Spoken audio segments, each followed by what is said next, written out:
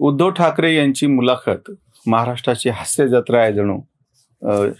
सुशील कुलकर्णींनी फार छान व्हिडिओ आमच्याकडे केलेला आहे. प्रभाकर सूर्यवंशीचा पण आहे, भाऊंचा पण अतिशय फार छान व्हिडिओ आहे. या मुलाखतीसाठी आम्हा सगळ्या युट्यूबरकडून संजय राऊत यांना विशेष करून धन्यवाद की त्यांनी एवढा मोठा कंटेंट आम्हाला उपलब्ध करून दिला. आणि तुमच्यासाठी सुद्धा एक धन्यवाद की तुम्ही ह्याला फार मोठ्या प्रमाणात प्रतिसाद देता आणि एन्जॉय करताय. एक थोडासा वेगळा आणि गंभीर मुद्दा ह्याच मुलाखतीच्या संदर्भात मी तुमच्या समोर ठेवतो आहे. ही मुलाखत केव्हा आली? नेमक्या त्या काळात आली की जेव्हा की संसदेचं पावसाळी अधिवेशन चालू आहे, महाराष्ट्र विधिमंडळाचे पावसाळी अधिवेशन चालू आहे. नेमकं ह्या काळामध्ये मोठ्या प्रमाणात राजकीय उलथापालथी होत आहे. तर त्याच्यामध्ये विशेषतः प्रादेशिक पक्ष, आता संसदेमध्ये काँग्रेसनी एक अविश्वास ठराव मोदींवरचा मांडलेला आहे, पण त्या जोडीला एक बातमी दबल्या गेली, ती म्हणजे अजून एक अविश्वास ठराव मांडला गेलेला म्हणजे दाखल झालेला होता, पण तो तांत्रिकदृष्ट्या उशीर झाल्यामुळे तो बाजूला पडला. हा ठराव होता तेलंगणासारखं छोटं राज्य, महाराष्ट्रामधून 48 खासदार निवडून येतात, तेलंगणातून फक्त 17 खासदार निवडून येतात. तिथले जे मुख्यमंत्री आहेत के चंद्रशेखर राव, त्यांचा जो पक्ष तेलंगणा राष्ट्र समिती, त्याचं नाव त्यांनी भारत राष्ट्र समिती करून घेतलं. आणि त्यांच्या पक्षाच्या वतीनं ज्याच्या पूर्ण राज्याची क्षमता 17 खासदाराची आहे, त्या पक्षानं सुद्धा एक अविश्वासाचा ठराव संसदेमध्ये मांडला 5-10 खासदार असताना फक्त. तुम्ही लक्षात घ्या. आणि इकडं 18 खासदार असलेला पक्ष शिवसेना, आता ते काय फुटलं, कोण कुठे गेलं नंतर पाहू आपण. आणि त्याचा प्रमुख असलेला एक काळचा, आता त्याच्या एवढूशा एक गटाचा प्रमुख असलेला उद्धव बाळासाहेब ठाकरे हा नेता आता सध्या काय करतोय तर घरच्या घरी बसून मुलाखती देतोय. त्या मुलाखतीची तर सगळ्यांनी धिंडवडे काढलेले आहेतच, पण मी तुम्हाला एक दुसरा गंभीर प्रश्न महाराष्ट्राच्या दृष्टीनं उपस्थित करतो की महाराष्ट्रातल्या प्रादेशिक पक्षाने झालंय काय? 2 महाराष्ट्रातले प्रमुख प्रादेशिक पक्ष की जे एकीकाळ सत्ताधाऱ्यांवरती किंवा काय म्हणता येईल त्यांना सत्ताधाऱ्याचा असा मुख्य भाग होते. तिकडं भाजप शिवसेनेमध्ये शिवसेना मोठा भाऊ होता आणि शिवसेनेचा मुख्यमंत्री आतापर्यंत असायचा किंवा शिवसेना प्रमुख असायची.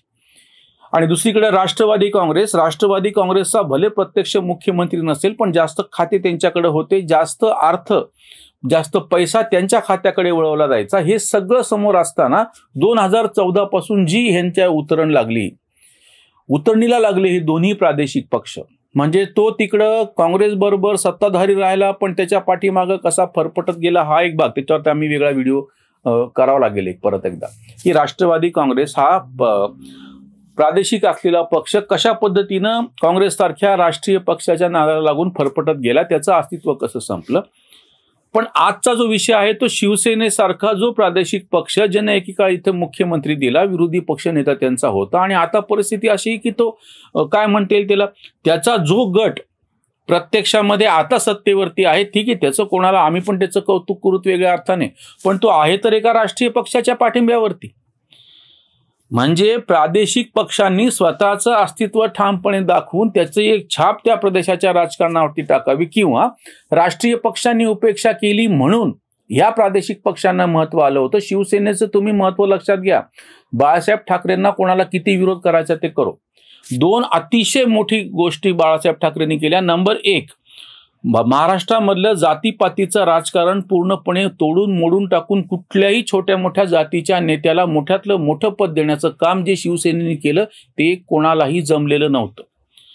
कितीही किरकोळ, ज्या जातीची संख्या, किरकोळ म्हणजे संख्येच्या अर्थानं म्हणतो, मला कोणाचा अवमान नाही करायचा, ज्या जातीचे काहीच मतदार नाहीयेत त्याही जातीच्या नेत्याला सगळ्या प्रदेशाचा त्या विभागाचा नेता म्हणून समोर करायचं, निवडून आणायचं सातत्यानं, हे श्रेय फक्त बाळासाहेब ठाकरेंचं आहे.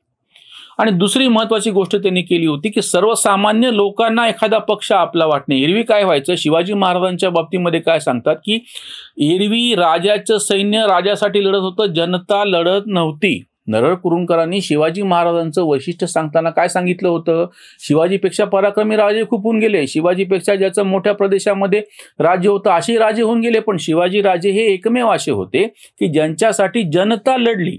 आणि म्हणून महाराजांचा देहांत झाल्याच्या नंतर सुद्धा 27 वर्ष ही जनता औरंगजेबाच्या विरोधामध्ये लढत होती. शेवटी त्याचा मृत्यू याच प्रदेशात झाला. शिवसेना ही अशी गोष्ट होती की ज्या ठिकाणी शिवसेनेचे सर्वसामान्य कार्यकर्ते जसं लढत होते त्याच पद्धतीनं ह्या पक्षावरती निष्ठा ठेवून अतिशय साधा मतदार, सर्वसामान्य मतदार ज्याला कधीच काही मिळालं नाही, फक्त तो जाऊन निष्ठेने जाऊन त्याच्यासाठी ते मतदान करायचा, असा एक मतदार बाळासाहेबांनी तयार केला. ही गोष्ट कोणालाही जमलेली नव्हती.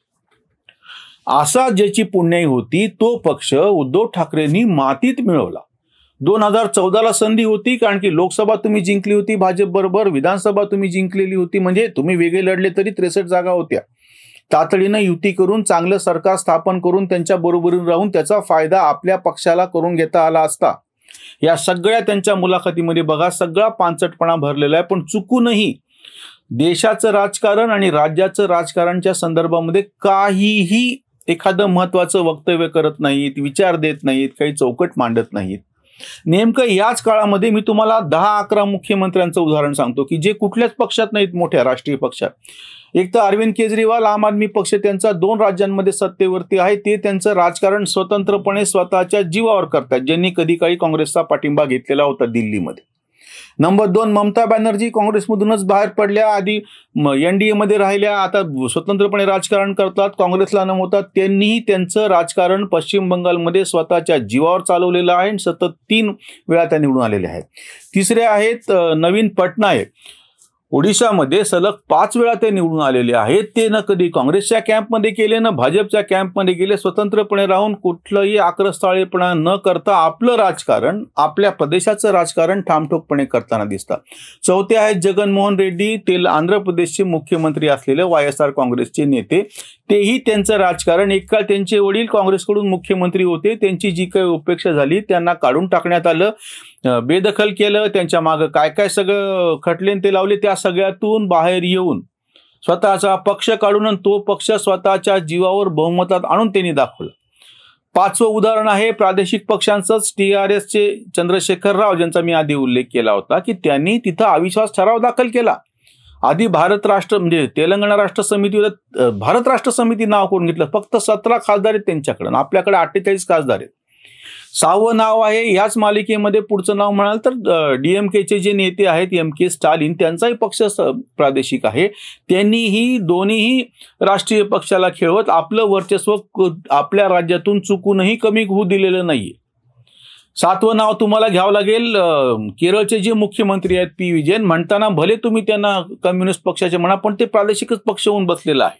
बाकीचं कुठं अस्तित्व आता कम्युनिस्टांचं उरलेलं नाहीये. आणि त्यांनी सलग 2दा आजपर्यंत जे कधी घडलेलं नव्हतं, प्रत्येक वेळी सरकार बदलायचं, UDF आणि LDF, युनायटेड डेमोक्रॅटिक फ्रंट ज्याच्यामध्ये काँग्रेस होतं आणि लेफ्ट डेमोक्रॅटिक फ्रंट ज्याच्यामध्ये मार्क्सवादी होते. हे सगळे प्रादेशिक पक्ष, हे सगळे मुख्यमंत्री स्वतःचं राजकारण, स्वतःच्या प्रदेशाचं राजकारण त्या पद्धतीनं करताना दिसतात. मग हे महाराष्ट्रात काय झालेलं आहे? महाराष्ट्रामधले दोन्ही प्रादेशिक पक्ष असे लोटांगण का घालतायत कुठल्या तरी राष्ट्रीय पक्षाच्या पायाशी? म्हणजे ज्याच्यासाठी विशेषतः शिवसेना, आज मी शिवसेनेवरती बोलतोय, राष्ट्रवादीवरती नाही, की जी मुंबईच्या प्रदेशामध्ये मराठी माणसांचा आवाज होती, की ज्या ठिकाणी प्रादेशिक राजकारण अतिशय ठामठोकपणे करणारी ही संघटना वाटत होती. नुसता पक्ष नाही, संघटना समजल्या जात होती ती. आणि आज काय परिस्थिती होऊन बसलेली आहे? 2 अधिवेशनं चालू आहेत दिल्लीला आणि मुंबईला, आणि तुम्ही हे घरच्या घरी बसून बॅट बॉल खेळल्यासारखे मुलाखती काय द्यायला लागलात? प्रत्यक्ष उठून तुम्ही काम करा. त्याच्यावरची ही उसंत वाणी, घरच्या घरीचं खेळू बॅट बॉल, आपलीचं वॉल लिहू तिथे, गद्दार खुद्दार तोच शब्द खेळ, विचारांचा मेळ कुठे नाही, खोटेच बोलती शाबूत हा तट, आत सारी फट पडलेली, खेकड्याने म्हणे फोडले धरण, सेनेचे मरण ओढवले, उद्धवाचे तेच बोलणे कोमट, टोमणे खवट तेच सारे, राऊतांसारखी सारी बांडगुळे, बिनकामी लुळे भवताली, नाही संघटना गेली सारी सत्ता, अजूनिना पत्ता कांत म्हणे, अजूनिना पत्ता कांत म्हणे. सगळी संघटना खिळखिळी झालेली आहे. बहुतांश आमदार गेलेत, पक्षाचं नाव गेलं, पक्षाचं चिन्ह गेलं. लोकसभेमध्ये सुद्धा 18 खासदार असलेला तुमचा पक्ष 4 नंबरचा पक्ष हा विरोधी पक्षातला. काँग्रेसच्या खालोखाल ममता बॅनर्जी, जगनमोहन रेड्डी, MK स्टालिन नंतर 4थं नाव उद्धव ठाकरेंचं आहे. त्यांचे 23, 22 आणि पुरा त्यांचे 18. आणि त्यांचं ज्या पद्धतीनं स्वतःच्या राज्याच्या राजकारणावरती आणि देशाच्या राजकारणावरती प्रभाव दिसतो, तुमचा काहीच दिसत नाही. तुम्ही काहीच कुठे असत नाही आणि इथं बसल्या बसल्या मुलाखती द्यायला लागलात. वास्तविक पाहता ज्या पद्धतीनं छोटा पक्ष छोटं राज्य असताना सुद्धा तेलंगणा राष्ट्र समिती, भारत राष्ट्र समिती नाव घेते, अविश्वासाचा ठराव आणण्यापर्यंत मजल जाते आणि तुम्ही हे सगळं बाजूला ठेवून त्या संसदेमध्ये काय धोरण असावं, विधिमंडळामध्ये काय धोरण असावं पक्षाचं, हे कशाचा काही पत्ता आता असायची गोष्ट नाही. नीलम गोरे सारख्या तुमच्या उपसभापती राहिलेल्या विधान परिषदेत निघून जातात दुसऱ्या गटामध्ये आणि तुम्हाला याचं काहीच नाही. आणि जे सडले होते ते गेले. अरे ते सडले होते ते गेले, त्या ठिकाणी वर्ष झाले ते सत्ता चालवायला लागले गेलेले, ते ठामठोकपणे काम करून लोकांच्या समोर चालले. त्यांचं काय व्हायचं ते होईल, तुमचं काय झालं ते सांगा. वस्तुस्थितीची काहीही जाणीव नाही. प्रादेशिक पक्षाचं राजकारण शिवसेना आणि राष्ट्रवादी सारख्यांनी जे आणि जशा पद्धतीनं केलं होतं ते पूर्णपणे गोत्यामध्ये सापडलेलं आता दिसतं आणि ह्याला पूर्णपणे हे जबाबदार आहेत.